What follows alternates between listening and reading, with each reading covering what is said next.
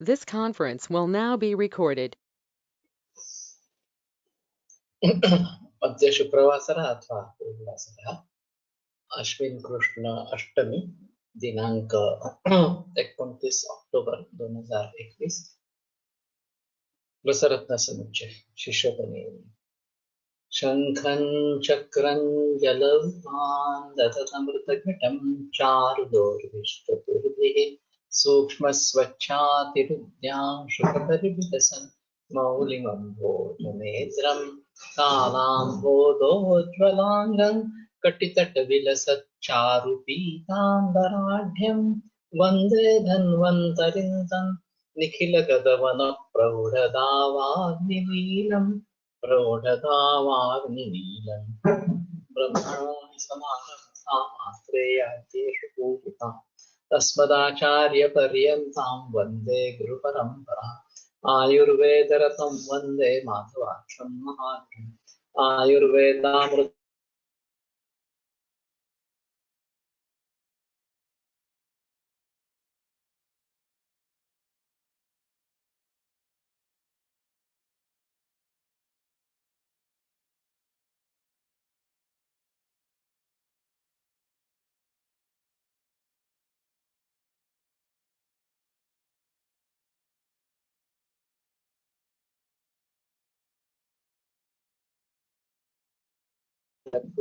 आयुर्वेदामृतं सर्वं गृहीत्वा सुरेश्वर अग्निवेशादिकेभ्यो यत्प्रेक्षति सत्तमः प्रथमं तन्त्रकर्तारम् अग्निवेशं मामलेहम्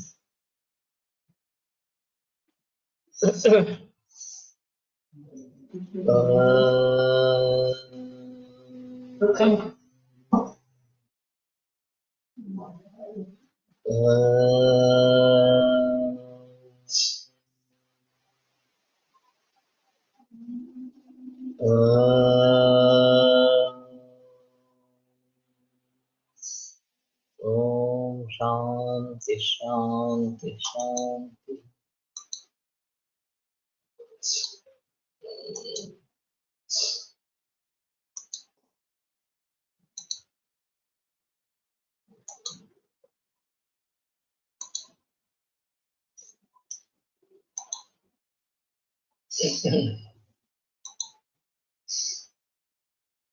यस्य कुञ्चिताः केशाः श्यामाया पद्मलोचना सुरूपा तरुणी भिन्ना विस्तीर्ण जघना शुभा संकीर्ण हृदया पीनस्तनभारेण नमिता नमिता चुम्बनालिंगन स्पर्श कोमला मृदुभाषिणी अश्वत्थपत्र सदृश योनिदेश शुभ सुशोभिता कृष्णपक्षे पुष्पवती सा नारी कालिनी स्मिता।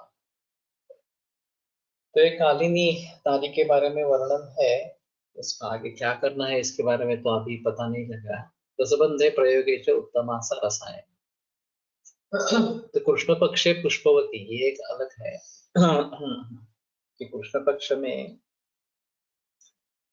जिसका बीजकाल ऋतुकाल आता है वो कालिनी इस प्रकार की है। तदभावे स्वरूपा तो या काचित् करुणांगना तस्यादेयं त्रिसप्ताहं गंधकं घृतसंयुतं कर्षैकैकं प्रभाते तु सा भवेत् कालिनी समा। तो 3 सप्ताह दूसरे किसी तरुण स्त्री को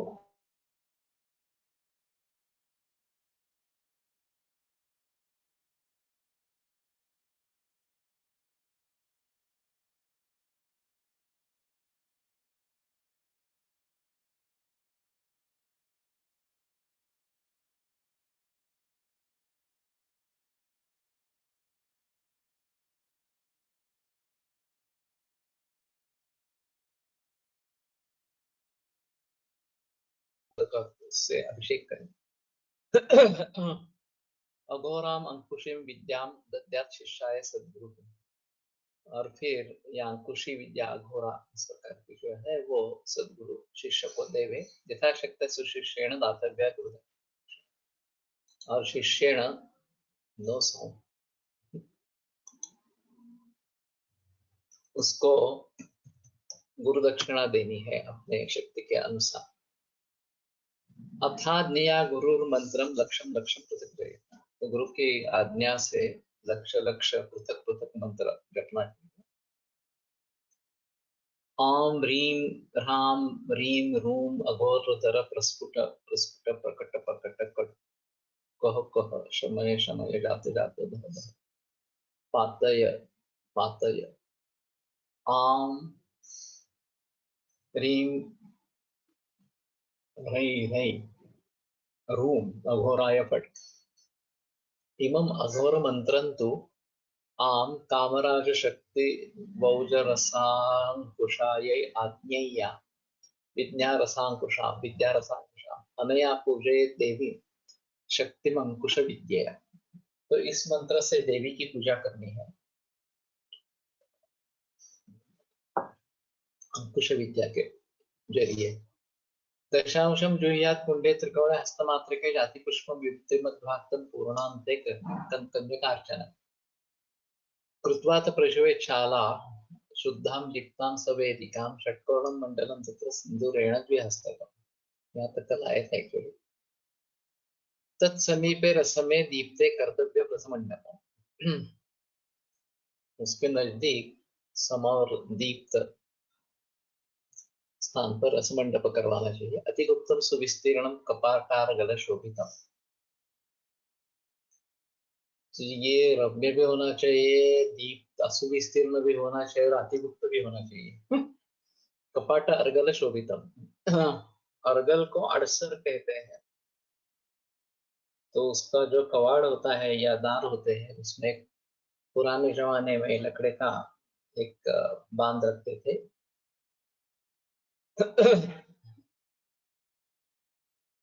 बहुत समा तत्र कर्तव्य सुदृढ़ दर्पणोपमा, ध्वजच्छत्र वितानान्ध्यम पुष्पमाला विलंबितम भेरी काहल घंटादि श्रृंगिनाद विनादितम। तो ध्वज छत्र वितान, इससे आढ़्य ये भरपूर जहाँ पे हो। वितान का मतलब वितानम चंद्रातप,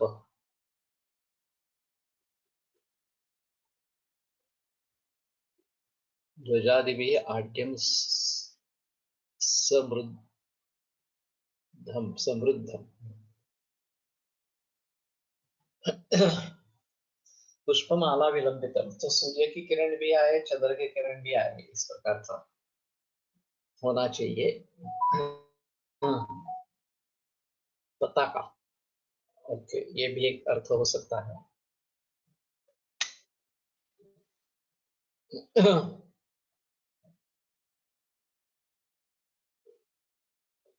भूसमा तत्र कर्तव्या सुदृढ़ दर्पणोपमा, सुदृढ़ और दर्पण जैसी भू करनी है। तन्मध्ये वेदिका रम्या कर्तव्या लक्षणान्विता, और उसमें रम्य वेदिका लक्षणों से युक्त इस प्रकार से बनाए।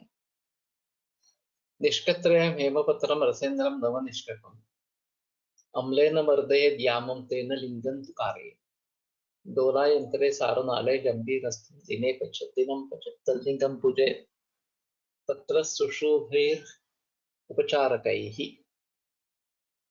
तो 3 निष्क हेमपत्र और नवनिष्क पारद अम्लेन मर्दयेद् यामम, और चाहे अम्ल के साथ कांची के साथ एक याम उसका खल करे, तेन लिंगन तो कार्य, तो इससे पारद बद्ध होता है ऐसा दिखता है, नहीं तो उसका लिंग नहीं बन पाएगा। और ये थोड़ा आसान होना चाहिए, मालूम नहीं है। दोला यंत्रे सारनाले गंभीरस्थं दिनम पचे, सो दोला यंत्र आरनाला और गंभीरस्थ इस प्रकार का एक दिन पचन करे। पारदिलिंग बनाने की विधि है क्या, ये यही मैं बता रहा हूँ, पारलिंग की है।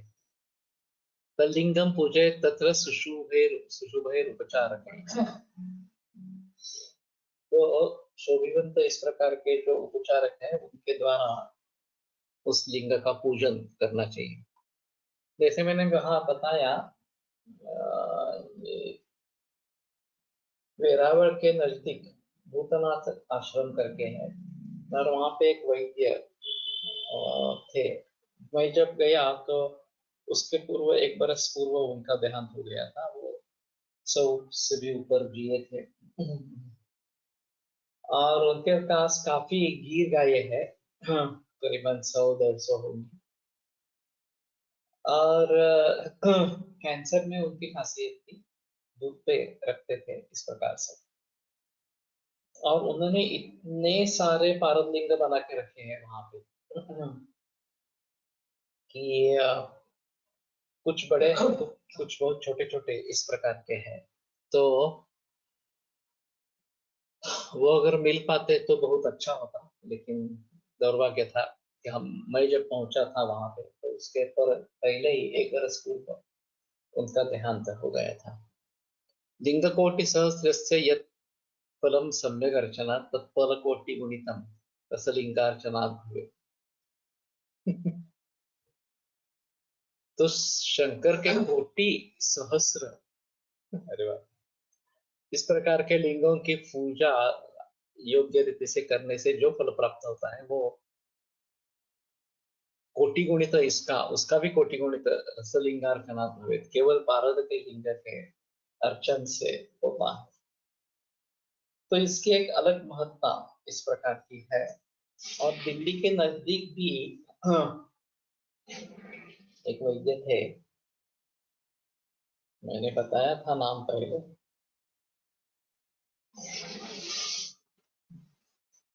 तुगलकाबाद। तुगलकाबाद ये उनका स्थानक था।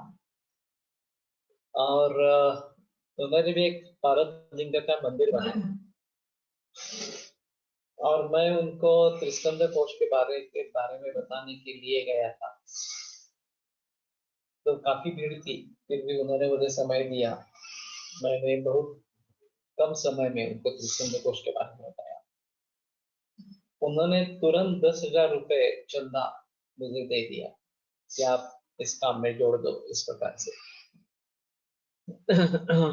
तो ये एक अलग इस प्रकार का अनुभव, मुझे अभी भी नाम याद नहीं आ रहा।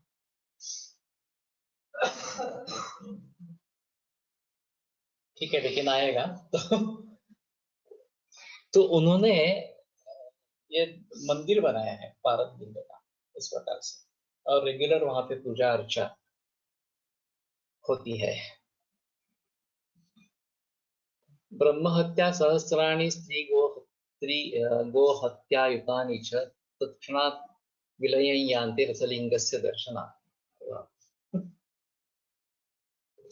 सहस्र ब्रह्म हत्या, स्त्री गो हत्या, ये तुरंत उसके दर्शन से ही, रसलिंग से दर्शन से ही विलय हो जाता है उन पापों का समाचार। स्पर्शनात् प्राप्यते मुक्ति इति सत्यम शुभोदितम, और केवल स्पर्श करने से मुक्ति प्राप्त होती। तो इसमें एक अहम मुद्दा ऐसा रहेगा कि जिन लोगों के जरिए ये पाप कर्म हुआ है उनको पारद लिंग उनके पूजा घर में समाविष्ट करने के लिए और उसकी नियमित पूजा अर्चा करने के लिए कह सके। बहुत सारे मरीज आते हैं कि जब हम पूछते हैं कि एबॉर्शंस कुछ हुई है क्या, तो जवाब मिलता है हाँ 2-3 एबॉर्शंस हो गई है। तो फिर पूछते हैं कि एबॉर्शंस हो गई या फिर तुमने एमटी भी करवाई। तो बहुत सारे मरीजों में एमटी भी करवाई, ऐसा सवाल आता है। तो एमटी भी करवाना इस प्रकार से भ्रूण हत्या ही है, चाहे वो लिंग कौन सा भी हो, स्त्रीलिंग हो पुल्लिंग हो कुछ भी हो। और इसका एक पातक चढ़ ही जाता है दोनों के ऊपर। तो इस प्रकार के पातकों से मुक्ति कैसे पाएंगे, एक अहम मुद्दा है। तो स्त्री गो हत्या अयुतानी, ये जो यहाँ पे बताया गया है वो शायद पारद लिंग के पूजा अर्चा में रखे, ये एक अच्छा इस प्रकार का रहेगा। और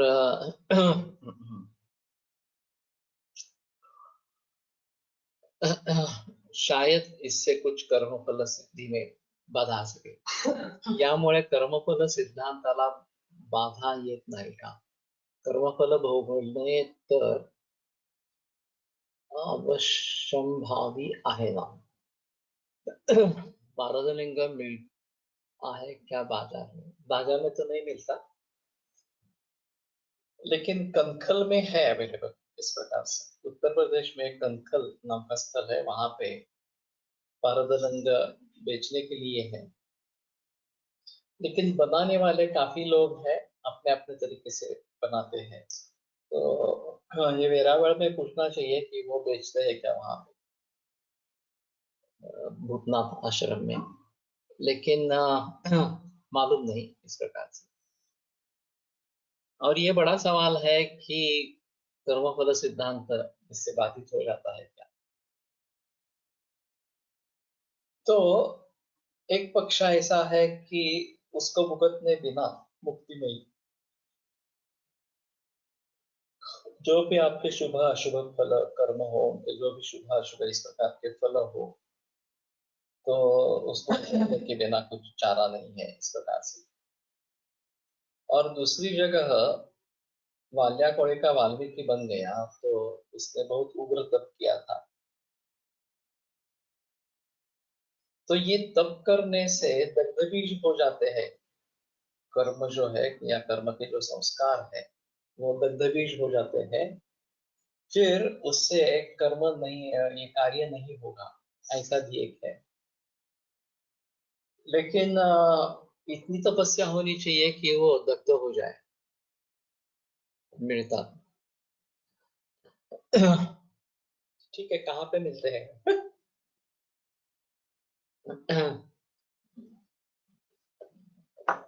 अगर पारमलिंगम मिलते हैं तो कहाँ पे मिलते हैं?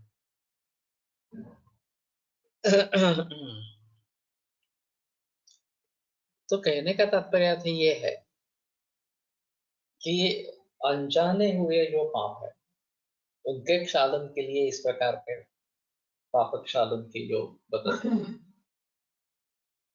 लेकिन जानबूझकर जो पाप किया गया है वो इससे दूर होगा नहीं होगा, ये संदेह की बात. तो वाल्याकोड़ी के बारे में भी ऐसा है कि उसको प्रज्ञापराध हुआ था. वो समझ रहा था कि ये मैं मेरे परिवार के लिए कर रहा हूँ, मेरा कर्तव्य है कि परिवार का पालन पोषण करना. एका वैद्यांकडे मिळत आहेत. इन उपायों इन उपायों से कर्म फल तो भोगना ही पड़ेगा, पर उनकी सिविरिटी कम होगी ऐसा लगता है. लेकिन ऐसा है ना. गहना कर्मणो गति, ये एक सुभाषित है कि कर्म की गति बड़ी गहन इस प्रकार की होती है, और तत्काल उसके परिणाम नहीं निकलेंगे तो भी दीर्घकाल से ये परिणाम हो सकते हैं. बीच में जब शरपंज जब हुए थे और उनने कृष्ण से पूछा कि मैंने 66 बरस पीछे जाकर देखा, तो 66 जन्म पीछे जाकर देखा कि मेरी इस दुर्गति का कारण क्या है, मुझे कुछ मिला नहीं. तो कृष्ण ने कहा और एक जन्म पीछे जाओ तो तुम्हें पता चल जाए. तो ये बड़ी अजीब स्थिति है कि 66 बरस निकल गए फिर भी उसका कुछ फल नहीं मिला, और 67 बरस जैसे हुए वैसे वो दुर्गति उनको प्राप्त हो गई इस प्रकार. तो ये मिटता है नहीं मिटता है, केवल आगे आगे लिया जाता है, ये भी इससे भी बातें इस प्रकार के रहे. तपश्चर्यामध्ये जे कष्ट भोगले जातात ते त्या त्या पूर्वकर्माच्या फला इतकेच असतात, फक्त स्वरूप वेगळे असते.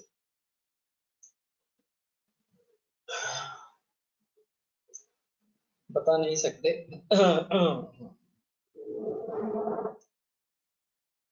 एक बात सही है, और खास करके जैनों में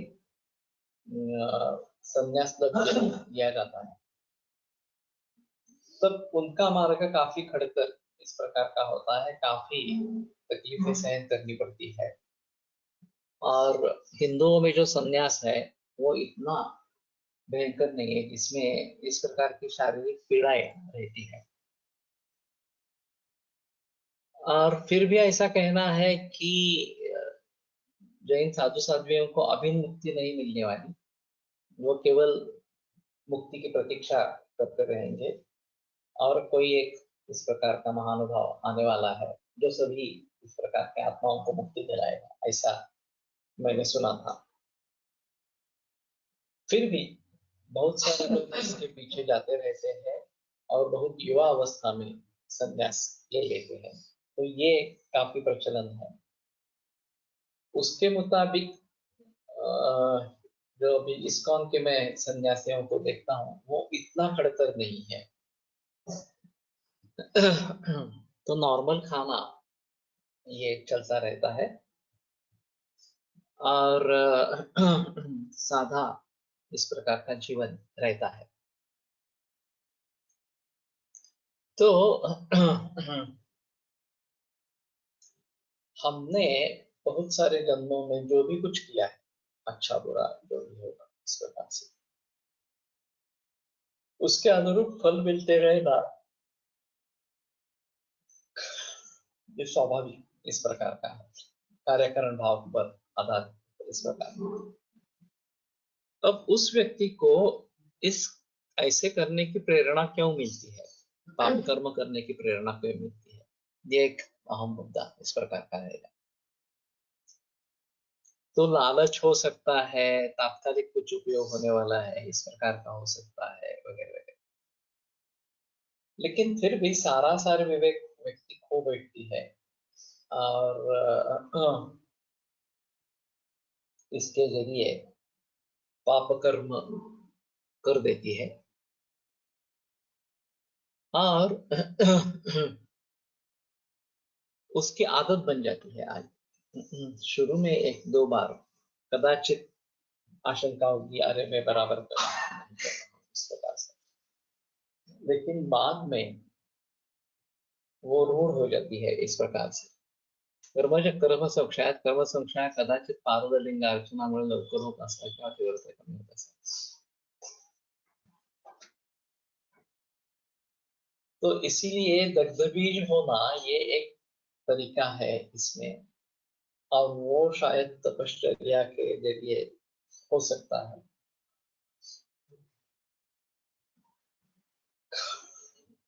और कर्म के बारे में जानना काफी मुश्किल इस प्रकार का होता है। असे नाही आहे, ज्याच्या त्याच्या कर्माचे पूर्ण क्षय झाल्यावर त्याला त्याला मोक्ष मिळतो, कोणीही कोणाला मोक्ष देऊ शकत नाही, असे आहे जैन तत्व। ये मैंने खुद हितरुचि विजय महाराज साहब से सुना था, इसलिए मैंने यहाँ पे कह दिया। इसमें बहस हो सकती है, मुझे मालूम नहीं जैन साधुओं में इस प्रकार की बहस हो सकती है क्या। वैद्य ओम प्रकाश जगताप पारलिंग बनाना, ओके, कहाँ पे है ये, और उनके कोई कांटेक्ट डिटेल्स है तो जेएसपीसी में शेयर करो। किन वैद्यों के पास मिलता है पारलिंग, if he is selling please share details, number आहे, ओके।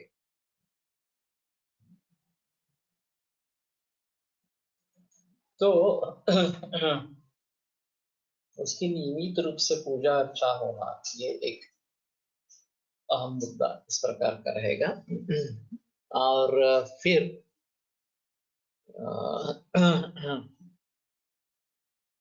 उसके प्रसाद से कुछ अच्छी बातें इस प्रकार की होती रही। तो जैसे मैंने कहा, ये समझना बहुत मुश्किल है कि किसका कर्म कब किस प्रकार से परिणत होगा, नष्ट हो सकता है, नहीं हो सकता है, तीव्रता कम हो सकती है, नहीं हो सकती है। लेकिन कुछ इस प्रकार के उदाहरण है, इसमें संदेह इस प्रकार का नहीं है। तो इन सभी बातों को ध्यान में रखना पड़ेगा। आग्नेय श्रीमघोरेण स्पर्शनात् प्राप्ते मुक्ति इति सत्यं सुबोधितम् मंत्रराजेन चाप्ते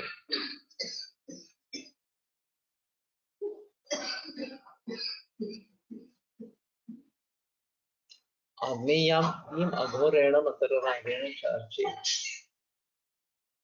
जो आग्नेय श्री है उसको अघोर मंत्रराज से अर्चना उसकी करनी चाहिए।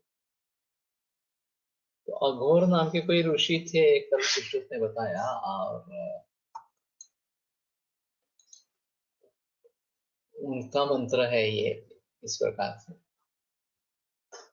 अष्टादश भुजम शुभ्रम पंचवक्त्रम त्रिलोचनम प्रेतारूढ़म नीलकंठम रसलिंगे विचिन्ते। अरे वाह! तो रसलिंग में इस प्रकार के शिव का, शिव की कल्पना करनी है। अष्टादश भुजम 18 हाथ है, शुभ्रम पंचवक्त्रम 5 मुख है, त्रिलोचनम प्रेतारूढ़म और प्रेत के ऊपर आरूढ़ इस प्रकार का है, नीलकंठम नीलकंठ। तस्योत्संगे महादेवी एकवक्त्रां चतुर्भुजां अक्षमालां कुशलदक्षे वामे पाशाभयं तदतिं तप्त हेमाभां पीतवस्त्रां विभावय। याच्या पूर्वीच काल विचारणात अघोर मंत्र येऊन गेलाय।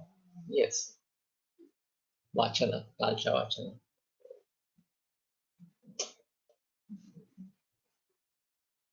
तो उसके उत्संग पर महादेवी जो एक वक्त्र है, चतुर्भुज है, अक्षमालांकुशम दक्षे वामे पाशाभयम शु।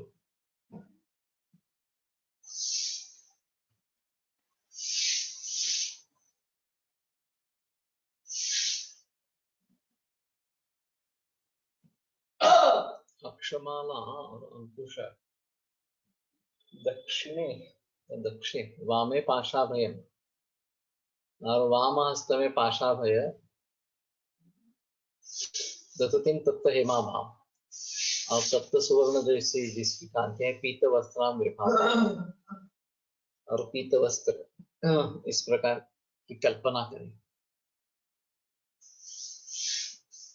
दक्षे दक्षिण हस्ते, हाँ मला वाटलं। अथ देवी पूजाया मंत्रम वाङ्माया श्रीः कामराज शक्ति बीज रसांकुशा यही नमो द्वादशार्णैषा नेया विद्या रसांकुशा द्वादशार्णैषा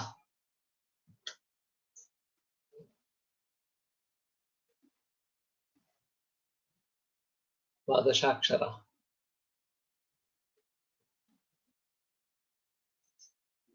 वाङ्माया श्रीः कामराज शक्ति बीज रसांकुशा यही नमो।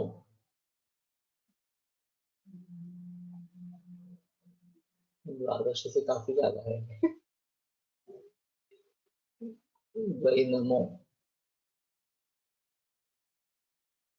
शायद देवे नमः इस प्रकार का होगा। द ऐकार व य एकार, द एकार व य ऐकार नम, तो ये साथ ही होते हैं, द्वादश होते हैं।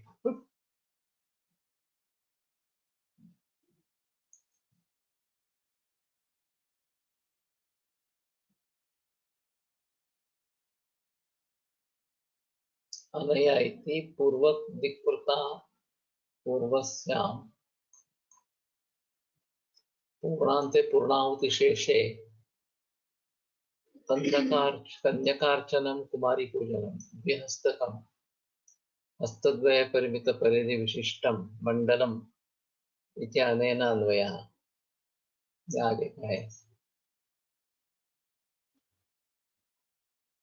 अनया पूजे देवीं गंधपुष्पाक्षतादिभिः नंदी भृंगी महाकाल कुलीरांत क्रमात् पूजे नाम मंत्रैश्च प्रणवादि नमोन्तकैः एवं नित्यार्चनं तत्र कर्तव्यं रससिद्धिये. महादेव आणि स्मशान, भूत, प्रेत यांचा काय संबंध आहे? उज्जैनला पण चिताभस्माने पूजा केली जाते. वो भूतनाथ या भूतपति है महादेव, और उसके लिए ये चिताभस्म से अर्चना की जाती है, ऐसा है. और ये परंपरा आज भी चालू है. और उनको पूछा था कि कभी ऐसा हुआ है क्या कि भस्म नहीं मिला, कोई आदमी मरा ही नहीं जिसका भस्म मिले. बोले आज तक कभी ऐसा हुआ नहीं है. भस्म, चिताभस्म अवेलेबल होता का नहीं. असं येते त्याला शिवलिंग सापडतं, त्याचा राजा असतो, शबर असतो तो. त्याच्यामुळे पूजा करतो. मला काहीच माहिती नाही. म्हणतो तो एक म्हणे पूजा कर, तुला माहिती दाखव. आणि म्हणे मठात जा आणि तुला आणि हे कर, सीताभस्माने पूजा कर म्हणून मिळत नाही दिवशी कुठे. तेव्हा म्हणतो की मी स्वतः लावून नाही करत. मी बायको म्हणते तुम्ही कशाला म्हणे करा, मीच मला तुम्ही मला अर्धी लावून द्या घराला. तो म्हणतो मी तुला मागल्या तर पाप नाही. ती म्हणते नाही मी या सगळ्यांना तयार आहे. तर ते तसं करतो. तो पूजेत इतका निमंत्रण असतो की ते सीताभस्म आवडतो वगैरे. आणि नेहमीप्रमाणे प्रसाद त्या बायकोला बोलवतो, ती येते. तेव्हापासून ती परंपरा चालू झाली की काय माहिती आहे असं. म्हणजे कहानी ऐसी है कि किसी को लिंग मिलता है शिवलिंग, तो पूछता है कि खीर असल्यामुळे त्याला काय परवडणार ना, तसा तो राजा. तो उसको बोलते कि गंधा अक्षत वगैरह तो करना है, लेकिन चिताभस्म का लेप लगाना है. तो वो देखता है कि कुछ शव नहीं मिल रहा, तो बोलता है कि मैं ही खुद ये मर जाऊंगा और मेरा भस्म फिर लगाएंगे शव का. तो पत्नी बोलती है कि नहीं तुम मत करो, तुम्हें तो ये पूजा करनी है, तो मुझे करो और फिर मेरे शव की रक्षा से करो पूजा. तो वो मान लेता है और फिर उसके शव की रक्षा से पूजा करना आरंभ करता है. और वो तल्लीन हो जाता है और उसमें अपनी पत्नी को बुलाता है. तो वो पत्नी वापिस आ गई. तो यहाँ से ये परंपरा शुरू हुई, ऐसा कुछ है. किसी की मृत्यु उज्जैन में होती है तो वो अंत्य संस्कार वही करते हैं. उज्जैन की सीमा शव के साथ नहीं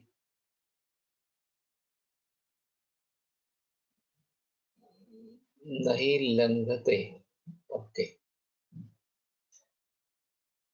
लेकिन अभी तो उज्जैन की लोक संख्या काफी है, तो अभी ये प्रॉब्लम नहीं आने वाली. पुराने जमाने में जब ज्यादा लोग नहीं होंगे तब ये परंपरा कैसे चलती. कई दूसरे स्थान से भी भस्म लेके आते थे, क्या मालूम नहीं अभी. लेकिन उन्होंने बताया कि सर उज्जैनचे आहेत ना, त्यांच्याबरोबर एकदा काहीतरी विषय झाला होता काय तेव्हा तेही म्हणत होते की नाहीच मिळालं तर परंपरा अशी आहे की त्या पुजाऱ्यांनी स्वतःच शंकराला स्वतः जाणून घ्यायचं. तशी वेळ कधी आली नाही म्हणला, पण असं आहे. म्हणजे त्या शंभराच्या ह्याच्यामुळेच ती आली असते. तुमची निष्ठा पाहिजे. से कहा गया है कि अगर शव नहीं मिलता है तो खुद को जला लेना है, इस प्रकार से. तो अभी ये परंपरा सिर्फ वहीं पे है, उज्जैन में है, बाकी कहीं जगह सुनाई नहीं दी इस प्रकार की.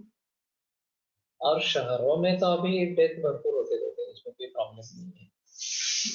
लेकिन पुराने जमाने में क्या होता था अलग अलग इस प्रकार. लेकिन पुजारी को जो मालूम था वो बोला नहीं, आज तक कभी ऐसा हुआ ही नहीं है कि शव नहीं मिला इस प्रकार से.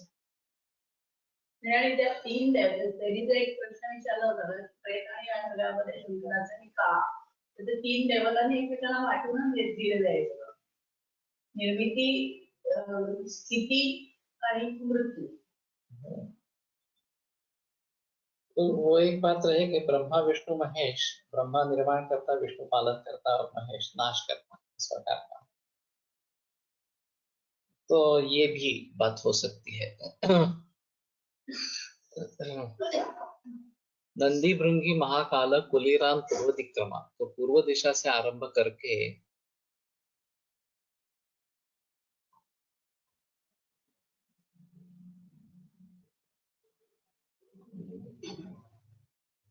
शायद क्लॉकवाइज ही जाना पड़ेगा, क्योंकि ऐसा तो पता नहीं चल रहा।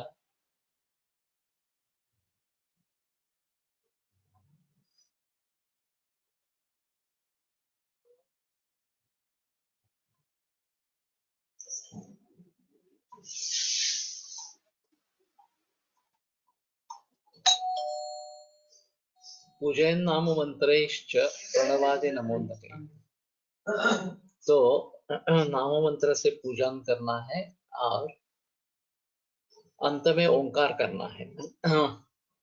एवं नित्यार्चन तत्र कर्तव्यम प्रसिद्धे, इस प्रकार से नित्यार्चन करना चाहिए।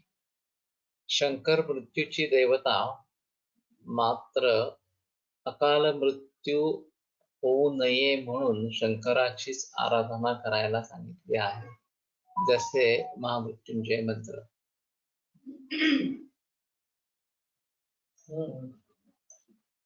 ये भी एक अलग इस प्रकार का रहेगा।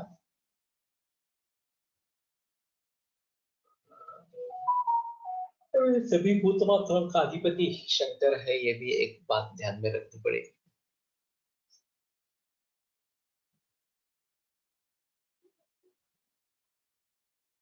त्यामुळे शंकर जीवन देखील प्रदान करतात, समाजात मात्र त्यांचा जास्त संबंध मृत्यूशीच लावला जातो।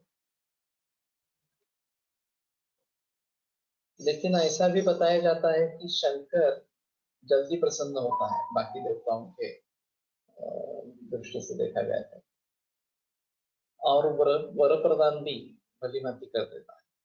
तो इसलिए शंकर की पूजा अर्चा की जाती है और वरदान से मांगते हैं, इसलिए भोला साम।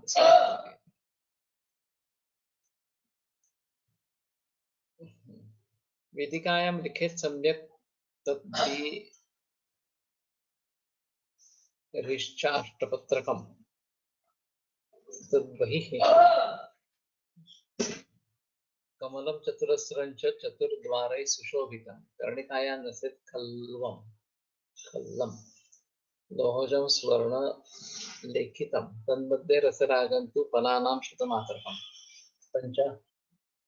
पंचविंशद्वा पूजयेत् रसलिंगवत्।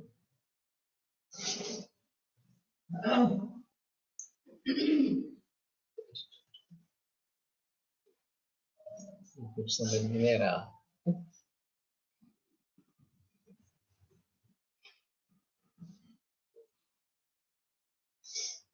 द्विहस्तक कर्णिकायां इत्यादि, कर्णिकायां लिखित पद्म बीज कोशोपरि लोहखल्ल संस्थाप्य तन्मध्ये सुवर्णेन रेखामङ्कयित्वा तदुपरि शतफलं पंचाशत्फलं पंचविंशतिफलं वा पारदन्यस्य रसलिंगपूजनक्रमेण पूजयेत्।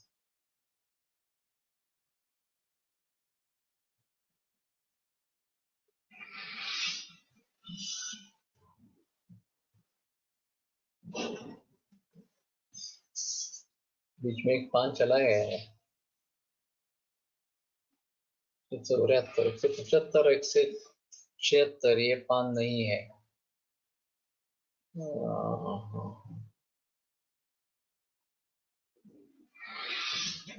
शिव भोले पण में वरदान देते हैं और बाद में जब वो राक्षस तकलीफ देते हैं तो विष्णु को अवतार लेना पड़ता है, ऐसा कई कथाओं में आता है। तो इसमें से 2 पेज गायब है।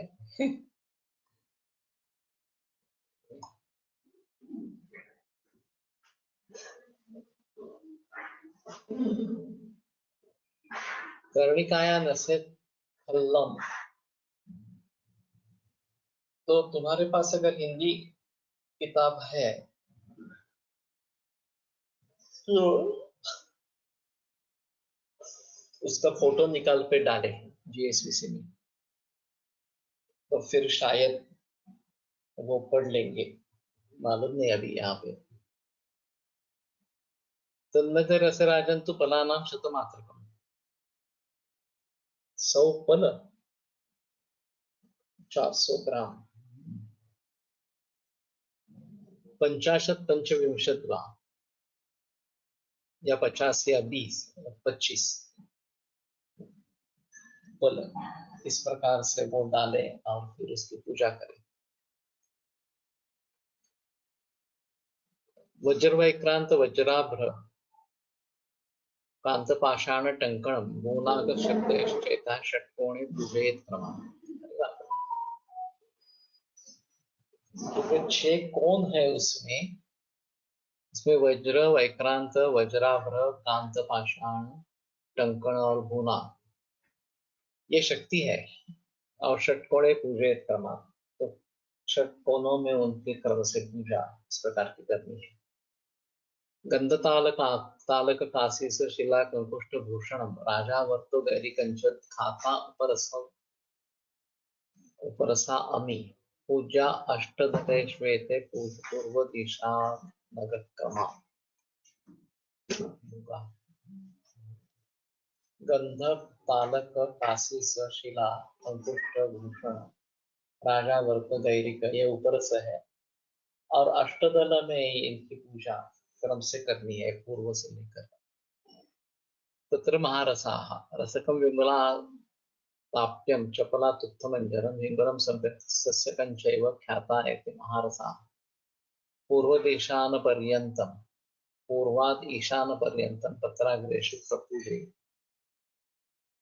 रसक विमला ताप्य चपला तुत्थ अंजन हिंगुल सस्यक ये सब महारस है। तो पूर्वाद ईशान पर्यंत, तो ये एक वक्रोक्ति है। पूर्व फिर आग्नेय फिर दक्षिण फिर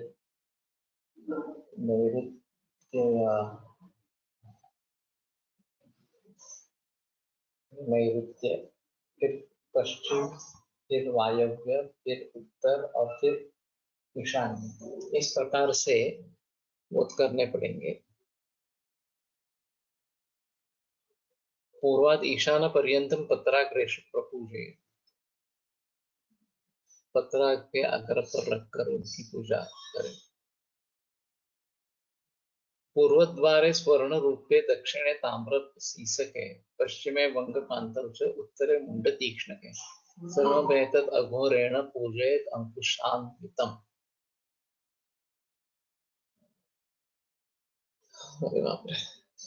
पूर्व का जो द्वार है उसमें स्वर्ण और रूप्य, दक्षिण में ताम्र और सीसक, पश्चिम में वंग कांत, उत्तर में मुंड तीक्ष्ण, सर्वमेतत् अघोरेण पूजयेत् अंकुशान्वितम्। तो अंकुश से युक्त अघोर मंत्र से इन सभी की पूजा करनी है।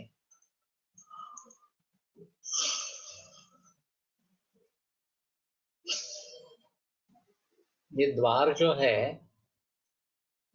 ये उस रसशाला के द्वार है या यहाँ पे कहीं ये पूजा घर है उसके द्वार है, ये थोड़ा पता नहीं चल रहा।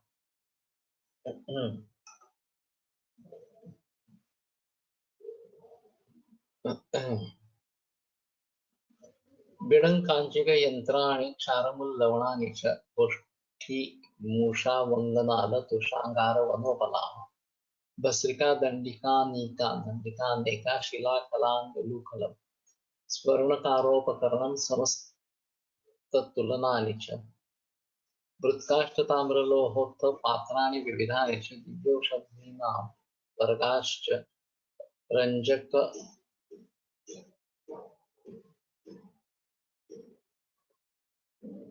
रञ्जकस्नेहनानि च एतानि द्वारबाह्ये तु मूलमंत्रेण पूजयेत्।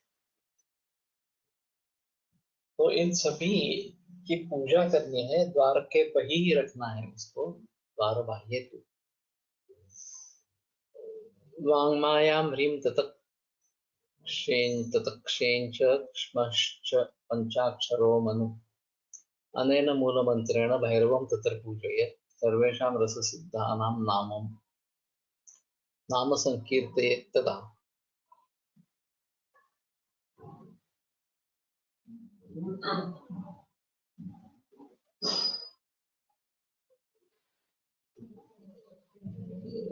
पता नहीं चल रहा मंत्र क्या है।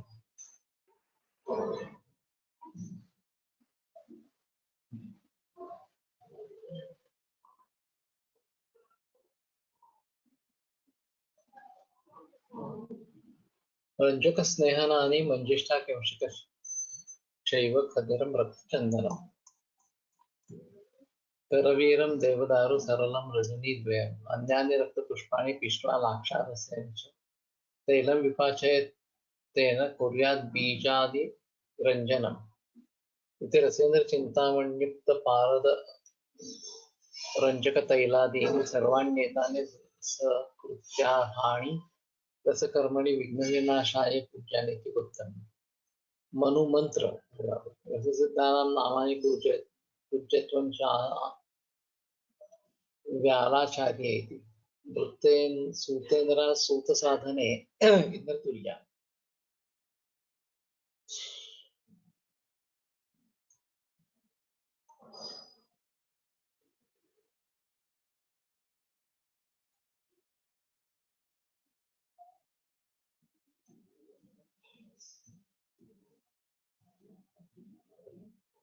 हाँ।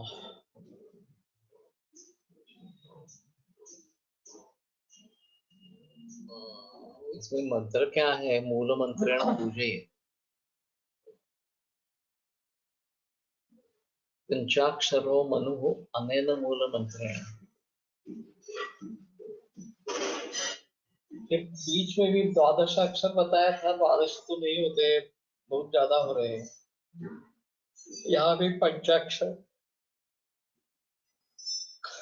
कौन से ये संदेह रहेगा। सर्वेषां रससिद्धानां नाम संकीर्तयेत्, तो भैरव की पूजा करें। तो भैरव उसका दूत या दास है शंकर का। तो पहले सभी शंकरों के मंदिर में भैरव भी होते हैं, काल भैरव थोड़ा बाहर होते हैं शंकर के मंदिर से। तो पहले उनका दर्शन करना है, उनकी पूजा अर्चा करनी है और फिर शंकर का दर्शन करना है, ऐसा एक संकेत। तो मुझे भी ये बात पता नहीं थी। तो एक व्यक्ति ने बताया कि काल भैरव जो है उसकी पूजा करने से शंकर जो काम करवाएगा वो काल भैरव से करवाएगा।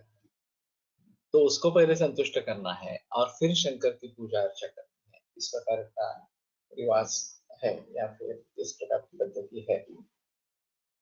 तो ये थोड़ा अलग इस प्रकार का रहेगा। अब मंदिर की रचना कैसी होती है और किस क्रम से दर्शन करना है, ये सभी बातें होती रहती है। तो हमारा जो मंदिर है वेणेश्वर में, उसमें भी काल भैरव बाहर है और फिर शंकर के दर्शन से पूर्व गणपति की स्थापना है और फिर शंकर का दर्शन इस प्रकार का होगा। तो काल भैरव से शुरुआत करनी है, ऐसा वहां पे है। भैरव और काल भैरव अलग अलग है क्या? शिव के साथ काल भैरव और दुर्गा के साथ भैरव, मुझे भी पता नहीं है, शायद बात हो सकती है।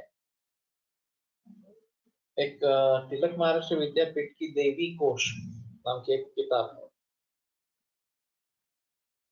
और लोगों का कहना है कि ये अनूठा कार्य है और काफी अच्छी जानकारी वहां पे संकलित हुई है देवी कोश में। अभी मालूम नहीं किताब मिलती है नहीं मिलती है, क्योंकि उसका सेल तो बहुत ज्यादा नहीं था, बिल्कुल किसी को मालूम भी नहीं है इस प्रकार की किताब। तिलक महाराष्ट्र विद्यापीठ की ही प्राचीन भारतीय ज्ञान विज्ञान, ये भी एक किताब है। इसमें आयुर्वेद, वृक्ष आयुर्वेद के बारे में काफी जानकारी इस प्रकार की है, और वो आज के काल में भी नहीं है। जैसे रंगीन कापूस, कार्पास, पेड़ पे ही निर्माण करना, ये एक बताया गया है यहाँ। तो बाद में अभी हम पेंट करते हैं वस्त्र बनाकर, लेकिन रंगीन कापूस से निर्माण करना। नमः शिवाय पंचाक्षर मंत्र। ओके, किती श्लोक नवे आहेत, हवे आहेत,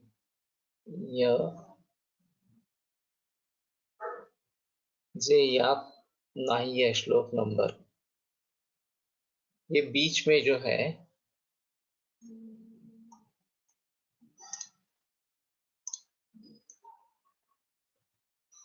छब्बीस है, और 26 से आगे 41 है, तो 27 से लेकर 40 तक श्लोक नहीं है इसमें। 27 से 40 तक। ओके,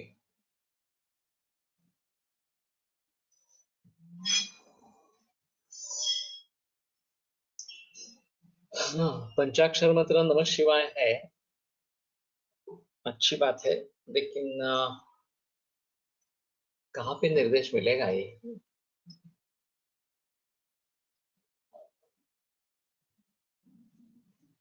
व्यालाचार्य चंद्रसेन सुबुद्धिर निर्वाहनः, नागार्जुनो रत्नघोषः स्वरानंदो यशोधनः, इंद्रधूमश्च पांडव्यश्च चर्पटिः शूरसेनकः, आगमो नागबुद्धिश्च खंडकापालिको मतः।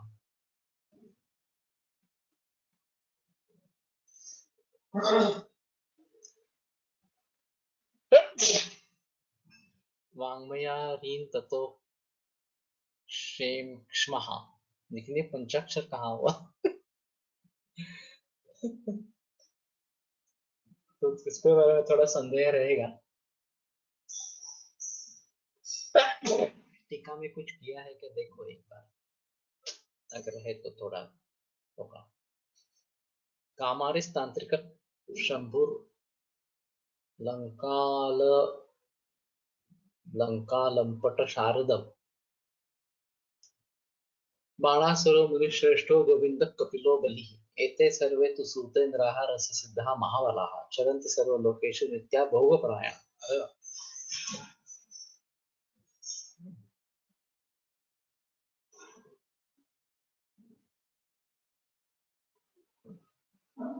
सप्तविंशति संख्याकाः रससिद्धिप्रदायकाः वैद्याः पूज्याः प्रयत्नेन ततः कुर्यात् रसार्चना।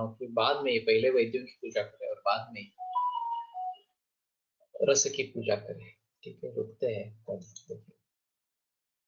आयुर्वेद प्रकांडो निगदित इह हि शल्यतंत्र प्रधानः, शिष्येभ्यः शाश्वतो यन् निखिल जन कृपा व्याप्त चित्तेन, आयुर्वेदस्य वाञ्छन् पुनरपि भुवने ताञ्च सुष्ठु प्रतिष्ठां, श्रेष्ठं धन्वन्तरिं तं प्रणमति च सदा वैद्यवर्गो हि न्यूनम्।